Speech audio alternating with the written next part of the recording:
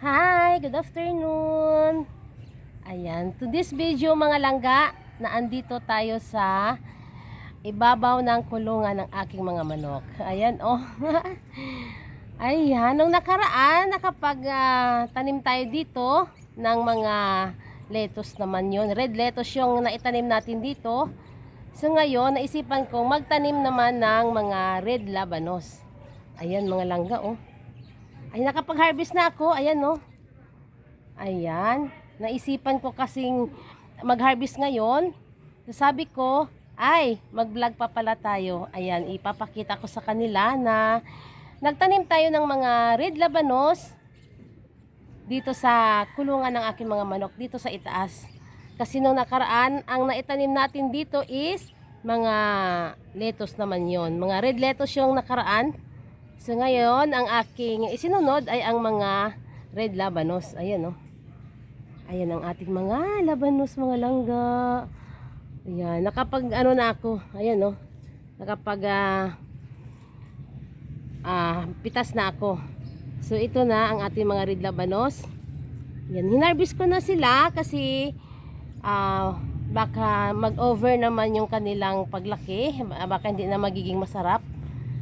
Kaya harvestin na natin at magtanim naman tayo ulit ng ibang gulay naman dito sa aking mga taniman ng mga labanos. Yan, tara silipin natin. Ayan oh. Saglit silipin natin. Ayan ang ating mga red labanos. Hinarvest ko na. Tsaka yung naandito. Ayan oh. Saglit lang. Ayan, yan ang ating mga red labanos. Hinarvest ko na sila dahil medyo malalaki na. Ganito lang talaga kasi yung mga red labanos. Parang mga hotdog lang sila. Ayan. Ayan, hanggang doon. Harvestin na natin yan para magtanim naman tayo ulit ng mga ibang gulay naman dito sa ating mga naitanim na nakaraan ng mga red lettuce. Ngayon ay labanos naman. So ngayon, naisipan kong harvestin na para makapagtanim tayo ulit ng iba namang gulay dito kasi malalaki na ito. Malalaki na yan. Ay, saglit. Ano nangyari? Uy, mga insekto. Gumagawa sila ng baby. Yan sila, oh. Uy, hala, hindi sila umaalis. Salbahe talaga to si Inday, eh. Ayan. Diyan talaga kayo sa aking ano, ha? Mga, red labanos. Nakakatuwa naman, ano. Ang sarap niyan, bagong-bago nating harvestin. Ayan, oh. Ayan. Baka mamaya kasi tumigas na at hindi na magiging masarap. Kaya hinarvest ko na. Ayan, yung iba dito medyo maliliit pero sinabay ko na lahat para mayroon na tayong harvest. Ayan. O diba? Kahit papaano, mayroon tayong tanim. Magtatanim pa tayo ulit dito. Bubugkalin natin to mamaya pagkatapos natin mag-harvest. Ayan, ang sarap yan. Ayan oh. O diba? Masarap mag-harvest pag sarili mong tanim. Nakapaso lang tayo niyan, ha. Ayan yung mga kapitbahay natin siyan oh. Ayan ang ating red labanos. Kahit papaano may harvest tayo, kahit nakapaso lang tayo, diba mga langga? Ayan. Konting sipag lang para meron tayong libre. Sarap yan. Ayan oh.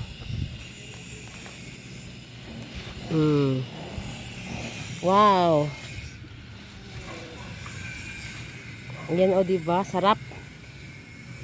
Ang sarap mag-harvest.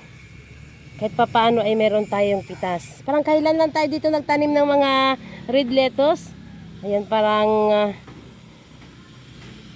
kay bilis lang lumaki ng mga red labanos. Ayan, harvestin na natin lahat yan para magtanim tayo uli. Ayan oh. Ayun oh, ganda oh. Ayan. Ang sarap mag-harvest pag ano, organic lang. Organic lang yung ating mga gulay. Ayan. Gusto ko kasing ano, magtanim tayo ulit ng iba namang gulay dito. Kaya na-harvest ko na siya para meron na naman tayong libreng labanos. Dito sa kabila ay mga ano ito, ang mga sibuyas. Bala ko kasi sa mga sibuyas dito. Kasi matanda na 'tong sibuyas natin mga langga, matanda na ito. Gusto ko mag-transfer kasi nakita niyo man ang dami na nila oh. Gusto ko siyang i-transfer, nakailang kuha na talaga tayo dito. Ayan, pag kinuhaan natin, nagkakaroon ulit siya ng mga bagong sibol. Ayan oh, mga sibuyas. Dahon sibuyas yan doon oh. Meron tayong sili, bell pepper yan. Ayan, bell pepper yan. Ayan oh. Mataba pa din naman yung ating mga mga dahon sibuyas Matanda na ito. Ito yung galing doon sa kabila ng nakaraan na nagtanim tayo dito. Itinaas ko lang siya dito sa kulungan ng aking mga manok. Kasi ayan oh, nakita nyo yan. Andyan yung ating mga manok. Ayan oh, sa baba. Ayan ang ating mga manok dyan. Ayan, nakaraan diba nag-harvest tayo dito. Oh. Andito tayo sa ibabaw ng kulungan ng aking mga manok. Ang dami natin na harvest oh, nakita nyo ba yan? Kahit nakapaso lang tayo mga langga. Ayan, hindi pa tayo tapos, mayroon pa tayo doon. 'Di ba? Grabe na yung libre natin Kunting sipag lang talaga, mayroon na tayong libreng gulay. Ayun ang ganda Ayun yung mga sibuyas natin, tayo diyan. Mag-transfer tayo para may panibago tayong tanim. Kasi matanda na ito, madami na siya. Isang puno lang kaya ito langga. Dumami lang sila. Ayan. Okay, ayan. Tapusin muna natin yung pagpipitas dito. Para bugkaling natin ito mamaya. Para magtanim tayo ulit dito. Okay, ayan. Ang ating harvest for today. Ang ating red labanos. Nakita nyo ba yan? Oh, wow! Grabe, napaka-bless natin May na-harvest tayong mga red labanos. Ang dami. Nakapasok lang tayo. Ang ganda. Ayan, wow. Look at that mga langga. Ang ating harvest for today. Ang ating naitanim na mga red labanos. Diba? Kaya sarap, nakalibre na tayo. Ayun, magbubugkal na naman tayo ngayon at magtanim ulit tayo ng ibang gulay naman. Ayan, tara at tayo. Bubugkalin na natin yung kanilang mga paso.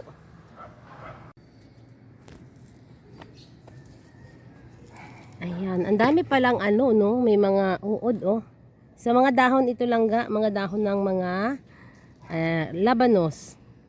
Organic lang kasi tayo, wala tayong ginagamit dito ng mga pang-spray. Kaya, ayan, malayang mabuhay ang ating mga uod. Okay lang yan mga langga kasi lang tayo meron lang tayong ma-harvest na pangkain. Kasi gusto ko organic lang talaga. Wala na tayong chemical na ilalagay dito. Ang ganda ng mga natin mga lupa natin Ayan, maglalagay pa ako dito bago tayo magtanim ng ibang gulay naman. Ayan, may mga pa rin. Maglalagay tayo dito ng mga compost. Ayan, magko-compost, lagay tayo ng compost yun ng ating yung mga naitago nating mga compost. Yun ang ating ihalo dito, i-mix natin. Ayan Ayan. Yan, bubugkalin muna natin yan. Ayun yung ating mga nai-harvest ngayon. Ang sarap ang sarap tingnan pag mayroon tayong na-harvest na. Bubugkalin muna natin yung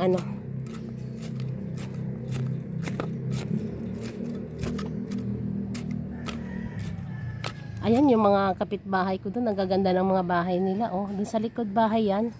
Ayan, dito sa likod bahay yan. Ang gaganda ng bahay nila Makipagchismisan muna tayo. Hindi pa kasi tapos yung aking dito, doon banda. Nasunod na araw pa. Kasi nag-New Year kasi, kaya busy pa.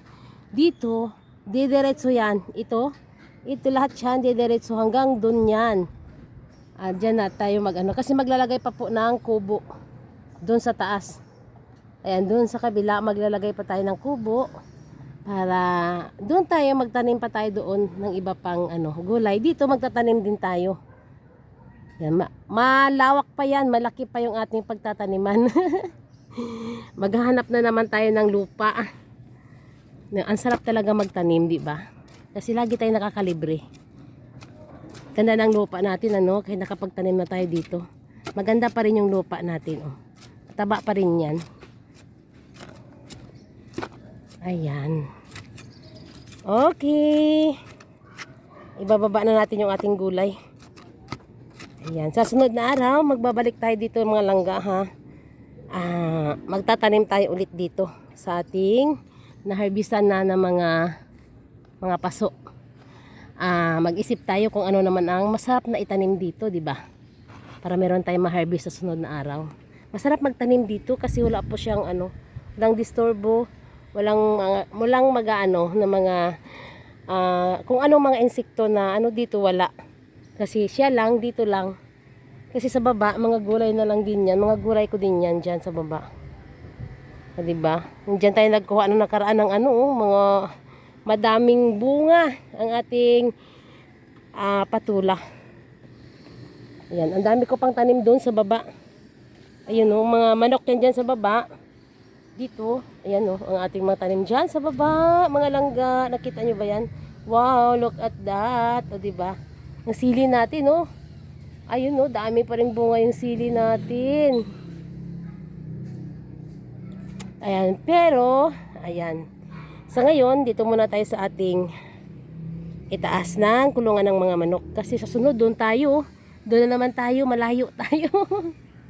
Hanggang doon tayo magtanim. Ayan, kukuha na naman tayo ng maraming mga lupa. Ayan, sarap magtanim kasi nakakalibre tayo. Kaya sa mga nanay dyan na nasa bahay lang, ayan, magtanim para mayroon ding makakatulong sa pamilya. Kahit nasa bahay lang tayo, di ba? Pag wala tayong ginagawa, ang sarap pag mayroon tayong mga tanim kasi hindi na tayo mamroblema kung mga sahog na lang yung bibilihin natin, di ba? Mga ang gulay meron na mga isda na lang, karne, mga ganyan. Kasi may mga tanim na tayo, yung mga wala, syempre bibilhin mo. Pero ang talaga, ang kagandahan, yung mayroon tayong tanim, di ba? Kahit nakapaso lang, malaking tulong yun. Sobrang laking tulong. Ayan mga langga, sa sunod na araw, magbabalik tayo dito. Magtatanim tayo naman dito kung anong mga pwedeng maitanim. Kasi gagawa kami sa sunod na araw dyan. Aayusin natin dyan para diretso yung ating taniman hanggang dun sa dulo. Ayan, update natin yan sa sunod na araw dyan. Okay, salamat sa inyo. At tayo ay tapos na. Dito bubugkalin ko pa yan dito. Tatanggalin ko muna itong mga ating na-harvest ngayon. Patapusin ko muna ang pagbubugkal. Para sa sunod na araw ready na siya. Ready na ang ating mga paso dito sa rooftop. Dito sa ibabaw ng kulungan. Kulungan, tulog na sila. Maingay daw ako. Mga baby ko, kamusta kayo dyan? Mga, ang dami nila. Andun, hanggang baba. Diba? Ayan, ito yung pina-incubate natin dati. Malalaki na sila. Ayan, nanalo na yung iba dito. A few moments later. Okay, wow. Andito na tayo sa ating red labanos. Ito na yung ating na-harvest. So, ayan, natimpla na natin. Ang sarap niyan, langga, ang sarap. Ang partner natin sa ating red labanos, yung ating salted egg. Yung ating itlog maalat. Wow. Ang sarap kasi bagong harvest, kaya talagang nagtatakam tayo. Lalo na pag organic lang yung ating tanim. Ayan, kainan na. Yung ating partner dyan ay ito yung ating na-harvest din na laman ng ating kamuti langga. Ayan nilagay natin sa ating pork yung ating buto-buto. Pork buto-buto. Ang ating kamuti na kulay puti na kamuti nilagay natin sa ating pork. Ayan. At saka yung ating red labanos na may salted egg. Okay, ayan langga. Tapos na tayo sa ating pagbablog. Kakain na. Ayan, thank you sa inyong lahat. Sa walang sawang panunood sa aking mga vlog. Please subscribe my channel, Inday Nems Rooftop Garden. Bye!